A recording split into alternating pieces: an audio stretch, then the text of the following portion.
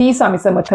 म्हणजे आज आहे हुताशिनी पौर्णिमा, फाल्गुन महिन्यातली पौर्णिमा आहे. सोबतच आज होळी हा सण मोठ्या उत्साहात सर्व ठिकाणी साजरा होणार आहे. आता कोणी घरामध्ये होळी साजरी करतं, कोणी सार्वजनिक ठिकाणी साजरी करतं.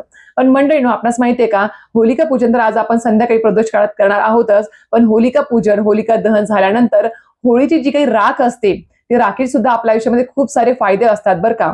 कारण की होळीच्या राखेपासून आपण आपल्या आयुष्यामध्ये भूत प्रेत पिशाचच्या बाधा, सोबतच आपल्या कुंडलीमध्ये काही नवग्रह दोष सांगितले असेल ते दूर करण्याचं काम ही होळीची राख करू शकते.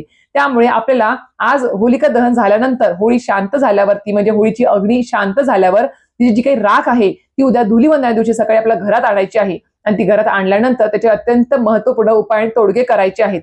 खूप प्रभावी तोडगा आहे, वर्षातून एकदाच करता येण्यातला आहे. आणि अजून एक गोष्ट म्हणजे आज संध्याकाळी होलिका दहन झाल्यावरती 100 पैकी 90% लोक ही चूक करतात, म्हणजे करतातच, आणि सगळ्यांकडून ही होतेच. पण ही चूक तुमच्या आयुष्यामध्ये खूप मोठी, आपल्या आयुष्यामध्ये अडथळे, संकट, त्रास आणू शकते.